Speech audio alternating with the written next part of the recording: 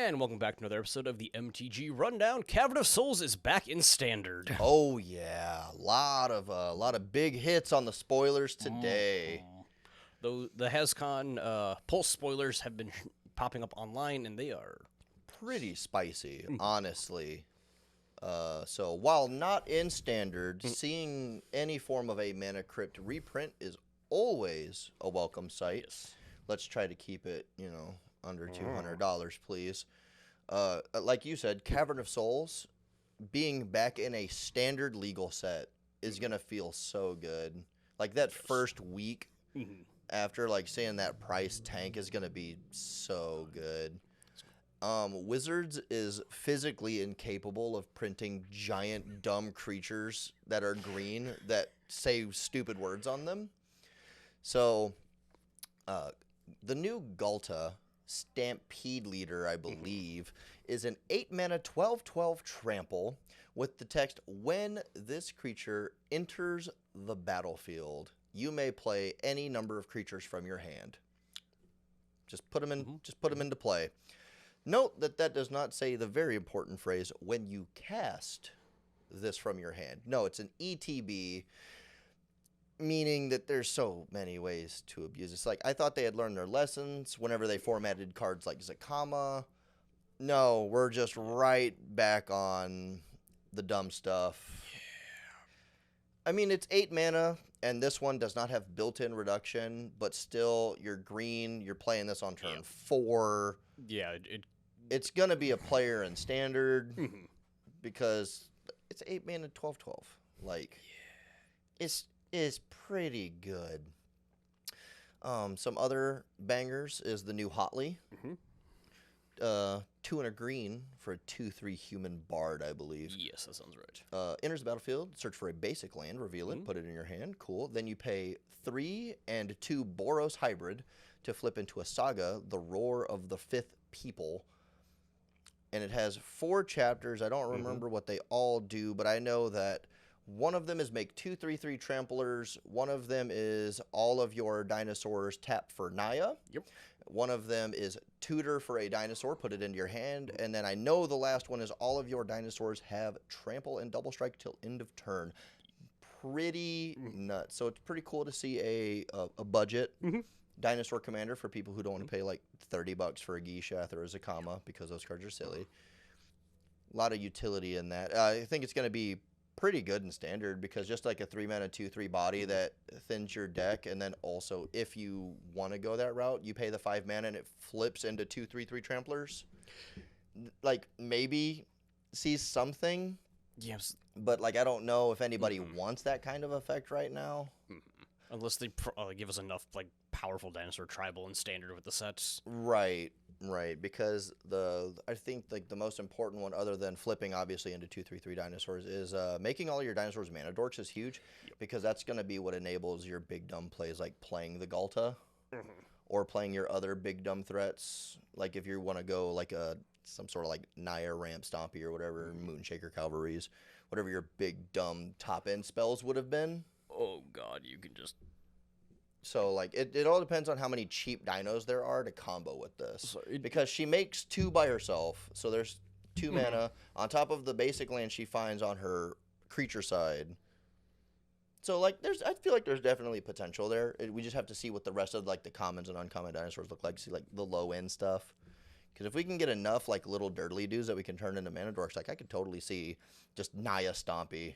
So it just clicked that I was like, I mean, you play the Galta, and like at that point you dump your hand once, and then you're kind of done. I'm like, or in Standard you just go like Galta, Moonshaker, good luck. Right, like, okay, well that's really cool. So those 2 3/3s, those are like 14 like flying tramplers now. Kill you? Cool. So, like, 28 flying trample damage. Yeah, because like, I mean, the only reason they didn't probably put on cast on it was like, what, you play them once, you dump your hand. I'm like, yeah, but in Commander, you play green where you go Galta, dump my hand.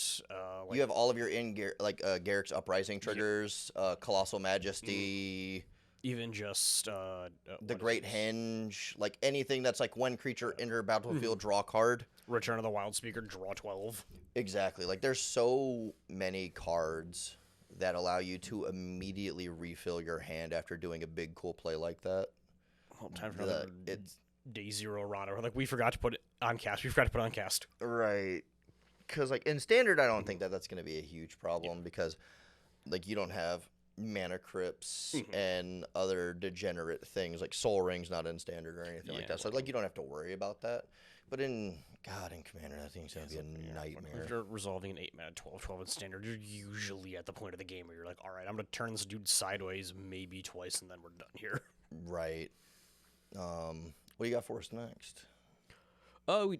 Alongside the Mana Crypt reprint is Yes. also good old Lord of Atlantis. Absolutely. And I do like that with the Lord of Atlantis, the Mana Crypt looks like it's based off of the Disney Atlantis movie, which is one of my favorites, super underrated movie. I really like the design.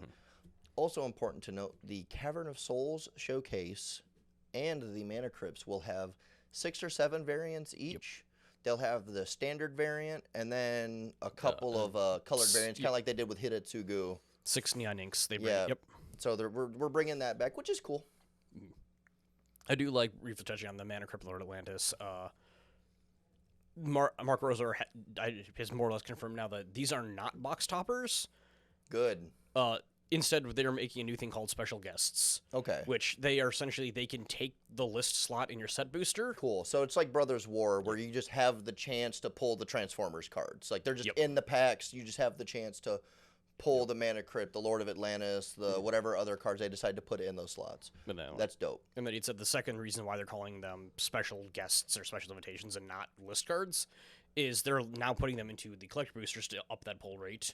Okay, that's really good, actually, because now that you can buy a collector's booster and potentially buy a really cool Mana Crypt is huge. As well as I think he said the third reason they're doing it that way is in the past the list cards are always just the existing card with the Planeswalker symbol on it. Yeah. These ones will always get new artwork treatment on it so that it allows them to be like, hey, we're just going to give new art to this card rather than do like an M13 uncommon. Good. That's awesome. So yes, hopefully that will drive Mana Crypt down to only $150. Right. And I'm sure it'll drop a little bit whenever it first comes out. People will open some, and it'll be, everybody's getting rid of their Mana Crypts and trying to wheel and deal or whatever. But just like we saw with all of the other reprints, and same as we'll see with Cavern of Souls, it'll bounce back. Cavern of Souls is going to be a little bit different because it's going to be standard playable. So, like, it's going to be in a lot of packs. Because you don't have to hope for like your special buddy pack or whatever. It can just be a mythic in any pack. So there's going to be a lot more of those opened compared to the Mana Crypts. But it'll bounce back. Like, Cavern is a silly card, and it enables silly things. So it's also going to make opening, we got like the M13 common cat that was like a 4/1 vanilla feel even worse. The 3 mana 4/1 or whatever, and it's just like, oh boy, I love it here. So it's like, I just love, like, don't get me wrong, I like the flavor of it, like Center of the Earth, you know, Atlantis, Secret Kingdom type stuff, but just like, you can either pull from the same slot of your pack Mana Crypt or Lord of Atlantis. One of those cards is a little bit better than the other one. There's back onto the spoilers. We have seen the newest god, who I'm not even going to try to pronounce his name, but he is, I believe, like Obej or something like that. Some weird thing. Super cool art. Probably one of the most lackluster god No. Yeah. He's I don't know if he's worse than the blue-white Theros god. But, like, he's up there for, like, top 3 worst god designs, in my opinion. So, unlike all of the other gods, he does not have any form of resilience, other than if he dies, he comes back as his back half, which we'll talk about in a bit. But, like, he's not inherently resilient. He can be removed. And then his actual onboard ability is if a source you control would deal non-combat damage less than his power, he is a 4-mana 4/4. It deals damage equal to his power instead. And the fact that it says non-combat is really what kills this. Like, your goblin tokens, your elemental tokens, your other stuff like that, not being able to swing up, I feel like really hurts the playability of this card because, like, I bolt you for 4 instead of 3. Cool, because it only targets players. So it's not like even you can have your shocks turn into flame slashes because it only hits players. So, like, I don't know. And then whenever it dies, it returns to the battlefield tapped as its land half, which all it does is tap for red, or you can pay 2 and a red, tap it, and flip it back into a creature, but you can only do it if you've dealt 4 non-combat damage to somebody that turn. It's just super lackluster. This is like the worst Phoenix they've ever printed. It doesn't even fly. Yeah. Like, I can see it seeing a little bit of fringe play in, like, Norn the Wary type, like Perforos, Right, Impact shenanigans Tremors, decks. where it's like, okay, cool, I'm going to cast this. Because it's a creature that does have some level of persistence. It just takes a while because, again, even on the resilience half, you have to do 4 non-combat damage to somebody to even be able to flip him back. And then it costs 4 mana because you have to pay 3 and then tap that land, and then he comes back. And the fact that the land comes back tapped, so, like, if he dies on your turn, like, you can't even, like, fling him and then use the land to do shenanigans later. Like, you can't even do cool stuff like that. So I don't know. It just feels weirdly, like, you look at Galta, which is a rare, and then you look at this god at Mythic, and it's like, I feel like these are swapped. Yeah. Galta just seems way more powerful. Because, like, a 4-mana 4/4 that, like, sometimes gets you incremental plus 1 or 2 damage. Yeah, the only thing I guess it's probably after this, I'm going to check exactly how he's worded, but the only other saving grace I can think of having is potentially if you can stack how it works. Right. You can do something like Impact Tremors, bump it to 4, and then have like a Fiery Emancipation suddenly triple that. Right. Or instead of, hey, you take 3, it's like, hey, take 12 real fast. Yeah. But that's kind of a surprise commander kill versus like standard. We did it, boys. We broke Impact Tremors. We made it a good card. We finally got there. And then let me think. Next up, they used Breaches to show off the new showcase style that they're going to be using for the Ixalan cards. It's not Power Ranger tokens. Yay! Thank God. I want to say he's like, what is it, 2 or 3 mana, like 2/2 or 2/3, like. Yeah. And then it's whenever a pirate you control attacks, choose one that has not been chosen. It's like make a treasure, target creature can't be blocked or can't block, and then exile the top card you may play at this turn. I'm gonna do the smart thing, and I'm just gonna pull these up real quick. I've been trying to hold off doing that. Right. I was just going off memory. So Breaches is a 2 and a red, 3/3 Goblin Pirate with first strike. Whenever a pirate you control attacks, choose one that has not been chosen this turn. Make a treasure. Target creature cannot block. Pseudo draw a card. Exile a top card. You can play it. You can play it this turn, not until end of next turn. Only this turn. I almost remembered the whole thing. Right. And so going back to Oger, we're gonna look at this again. Oger Axonil, Deepest Might. So 2 red, 4/4 trample. If a red source you control would deal an amount of non-combat damage less than Oger's power to an opponent, that source deals damage equal to his power instead. So you could make Impact Tremors 4. And then stack your triggers. Stacking everything and... Right. And then whenever it dies, it returns to the battlefield, transform tapped, whatever. And then Galta, Stampede, Tyrant, Teehee. That card's silly. So, okay, here's the next card I want to talk about. The Skull Spore Nexus. So, they learned nothing from the Great Henge. And here is another big, dumb green artifact that gets cost reduction for your biggest guy. So, for 6 green, you get a legendary artifact. This spell costs X less, where X is the greatest power among creatures you control. So, this always costs green. And whenever one or more, thank God they put or more, non-token creatures you control dies, you make a green Dino Fungus with base power and toughness equal to the base power and toughness of those creatures, plural. So this doesn't like you just pick your biggest guy if you get wrathed. No, you get everybody's stats, and you put everybody's stats into one giant mushroom dino. And then for 2 generic and tap double target creature's power till end of turn.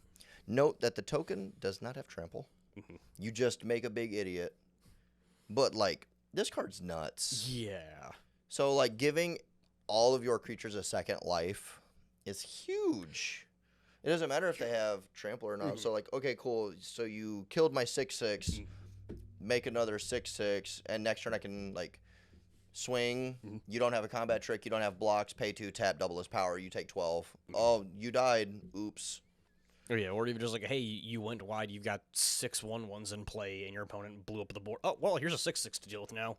Right, like the turn, like if your opponent has the answer for your Moonshaker Cavalry, and they do whatever, and then they board wipe, Yep. and they kill all your stuff. It's like, oh well, I guess I'll just make a billion stats in one guy now. God. So it's like, oh, you had the answer. Too bad, you still die. Silly card. I think what else we were shown Coercive Portal as the beginning of the box toppers. So. Yes, so Coercive Portal, All-Star, Will of the Council, which are words Legacy players love to see. So for 4 generic, you get an artifact with Will of the Council. At the beginning of your upkeep, starting with you, each player votes for Carnage or Homage. If Carnage gets more votes, sacrifice Coercive Portal and destroy all non-land permanents. If Homage gets more votes, or if the vote is tied, draw a card. Yeah. So this will draw you a card until you want it to kill everybody. And it's just good. Yeah. Like, Commander All-Star is just like a good old... I feel like this was like the spiritual successor to Staff of Nin. Yeah. Like it's Staff of Nin that doesn't cost 6 mana because you don't care about pinging, because instead of pinging stuff, this just kill stuff whenever you're ready for it to kill stuff. Yeah, I've never once resolved the Coercive Portal and not drawn at least a full hand. Right. Like it's just good. I was like, I don't want to lose all my stuff, so I'll just keep giving you cards. I'm like, yes, thank you. That's what I want you to do. Right. So then we have an adventure card. Oh.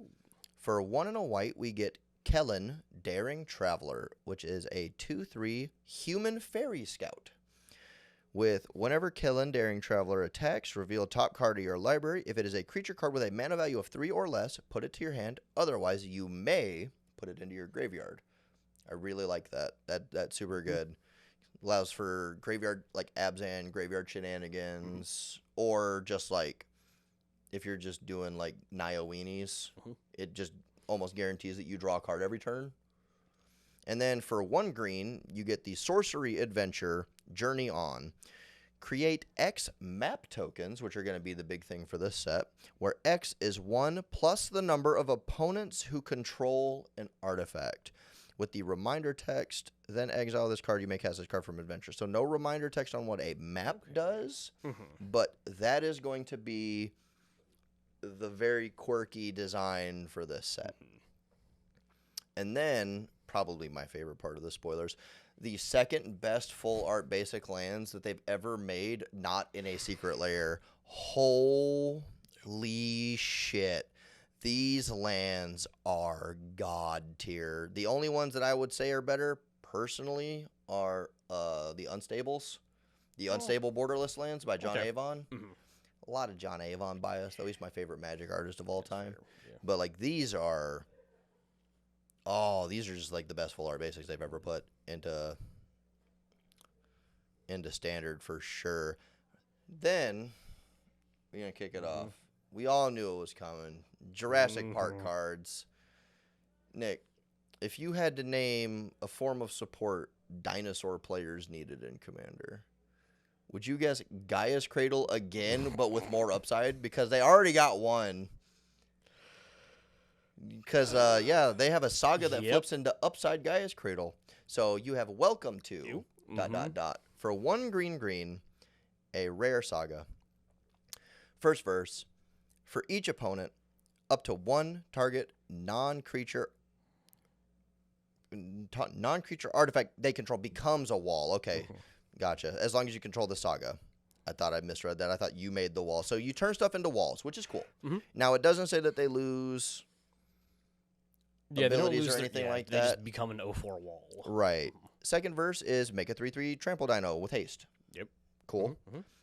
3, destroy all walls, which is where that payoff is. You know, like you turn their Howling Mine into a wall, or their Coercive Portal, Mana Crypt, like whatever.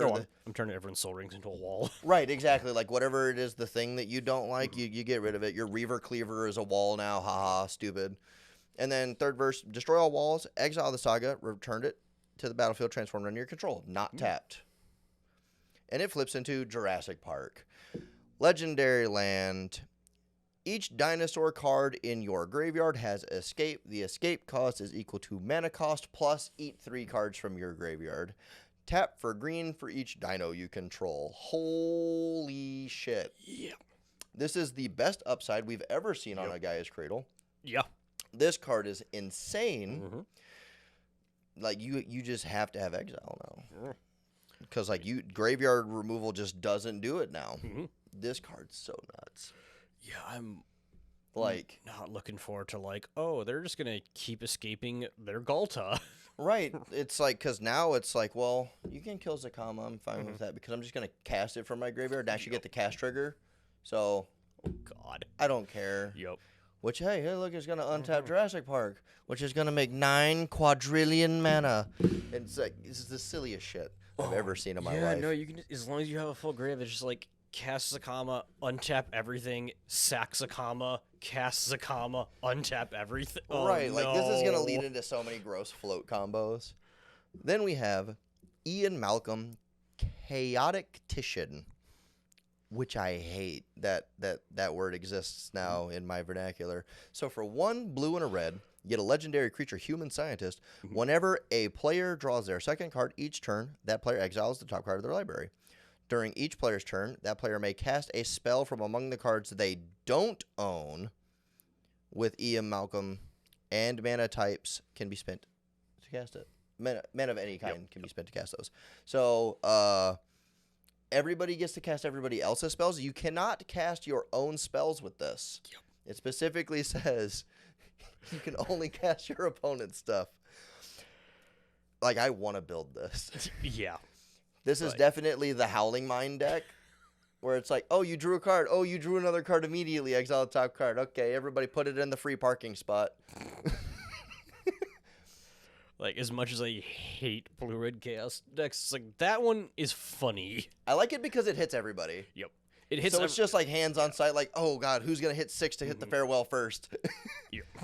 Or like there's there's a dockside in the middle, but there's also like 3 counter spells in the middle. So it's just like gang warfare to get the dockside out of there first. Like, it hits everyone. The only restriction being you don't get to cast your own shit rather than like Right. the good old like It forces we're you to gonna play do- your like it. Yep. You can't just build your stuff as like oops all good stuff and be like, oh well, I'll cast my Blightsteel from the middle. Like Yep. you can't do that. You have to do silly shenanigans with your opponent. There's also no like, what is it? Eye of the Storm, fucking knowledge pool. Like we're just gonna stack right. every annoying chaos effect. There's like, no, it's just you just No, cast just- everyone else's stuff once a turn. Yeah, which is cool. So then we move on to our last revealed Jurassic Park card so far, Indominus Rex Alpha. For 1 2 Dimir hybrid, green, you get a 6/6 dinosaur mutant. Legendary. Very important. As Indominus Rex enters the battlefield, discard any number of creature cards. It eats the keywords on the cards. The keywords are Flying, First Strike, Double Strike, Death Touch, Hexproof, Haste, Indestructible, Lifelink, Menace, Reach, Trample, and Vigilance. And then the important bit, whenever it enters the battlefield, you draw a card for each counter on it. So you dump your whole hand, get, let's say, like 4 keywords, I feel like is fair. Yeah. Then you draw 4 cards. And note that it says it enters the battlefield with counters. So hardened scales, anything that puts counters on stuff when they enter, or like if it says your creatures enter with additional counters, also hits this, which is pretty good. Because of Great Henge, you needed to. Yeah, Great Henge. Yeah. Great Henge is a really underpowered card, guys. Like I just need y'all to stop picking on green. They're really struggling right now. Silly design. No. But yeah, so that's all that we've seen so far. An alarming amount of green. Mm-hmm.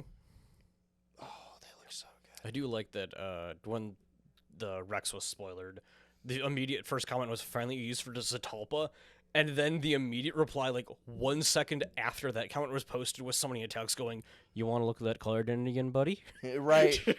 Because he is a Sultai dinosaur, not Abzan, which I feel is good, and I feel like that was very, very deliberate. They said, "Hey, we're gonna make a card that cares about keywords. Don't make it white, so Zatalpa can just." You can't make it white Yeah. because that's white. Like White's whole identity is drawing cards badly and keywords. It's like, oh, I'm gonna play my Rex. I'm gonna discard this Zatalpa. So Draw I'm gonna gain. 5. I'm gonna get 5 keywords. Have a monster of a beater. and also draw 5 cards for 5 mana, by the way. 5 mana 6/6. Who wouldn't want a 5 mana 6/6 with what? Flying, Vigilance, Double Strike, Trample, Indestructible. Yep. That also draws you 5 cards. Finally, white can be good if you add it to Sultai. If you're just literally 3 other colors, white can finally be good. Taking bets now. How many Morophon dinosaur decks are about to start popping up? Right. And then just looking at the showcases, the showcases look cool. Yep. The actual I love the Monster Hunter style art. Yep. But yeah, so super excited. I like the power level of the set so far. Like, hopefully they keep it up, and the other colors also get to do silly shenanigans. Hopefully we get other primals, and it's not just the Galta show. Oh, and really also that they're giving us Cavern back. Please lean heavy into the tribal identity if that's going to be the case. Right, because we already have. So in Standard, we've seen the Hotley that specifically cares about dinosaurs, and we have the Sporcyst Nexus that makes dinosaur tokens, and we have Cavern. So like, there's in the like 10 cards we've got to see so far, there's already stuff. Breaches says specifically when a pirate you control attacks, so there's going to be more synergy for that. So because that was one of my favorite things about original Ixalan was that it leaned so heavily into the tribal aspect. I feel like that was a huge part of what made it fun.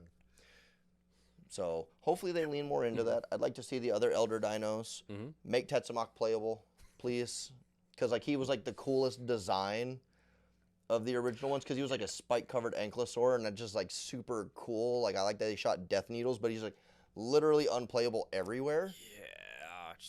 Just errata him. Just make it like to where like you can just like from the command zone. Just give him imminence. It wouldn't like it would be the most fair version of imminence outside of Aloro, or not Aloro. The cat. Oh yeah, Arabo. Yep. Because like at least Arabo, you have to have a creature in play. Yep. But like just make it like once per turn you can pay like whatever the thing is, reveal and just, like put a counter on something, and then whenever you cast it you can board wipe. Whenever a dino ETBs if you pay 15 mana, you should be able to blow up like 5 creatures. Just like if Farewell gets to exist. Yeah. Black can have a shitty board wipe on a commander. It's a 6/6 with Death Touch and no other like relevant words on it. No, you get to reveal them like what was it, once a turn? Yeah. To put a counter on something. You pay a black, so you pay a mana, then you reveal him, and then you put a prey counter on something, and then whenever he enters the battlefield, he destroys everything with prey counters on. So he can't even get rid of indestructible stuff. Like, come on, get with the game designers. But no, I would like to see more. I want to see if we're going to get a new replacement for the red primal, because, spoiler alert, Atali eats shit in March of the Machine. But, like, Zakama would be cool. It's just going to be a bunch of, like, the fucking people from Ixalan, like, riding a bicycle inside of his skeleton to keep him animated. No, please. Oh, man. These Warhammer flashbacks. Pit Abomination, just a bunch of rats and a giant dead rat. But no, I would like to. I'm excited to see more. I'm excited that they already said like we're getting angels and stuff like that in the set, which like it's not what we're on Ixalan for. We're on Ixalan for the pirates, merfolk, vampires, and dinos. Yeah. But like if they're gonna lean into it and make it tribal stuff, if we get like. Give us a dinosaur angel. I want a T-Rex with cherub wings. Gib. Yes. Give it to me. Like I don't even care. And you can have like a twirly mustache, like devil Triceratops. And instead of his horns going straight out, they go up to the side like little devil horns. And he's like, yes. Like, I don't know. I'm excited to see more. Hopefully it's not just the green set. Every set's a green set. I know, but like, I would like other colors to be good in Standard, please, Wizards, and also Commander. Please stop printing really, really, really good cards in Commander for green. Like, I'm already hurting this set. Why do they get 2 Gaia's Cradles? Unless you're not poor, then you get 3 Gaia's Cradles. With Syrian Talker editors, it's just the Photoshop. Gee, how come your mom lets you have 2 hot dogs? How come your mom lets you have 2 Gaia's Cradles? Oh, but you can't. Oh, but we can't have Tolarian Academy. Oh no, that's forbidden. Horseshit.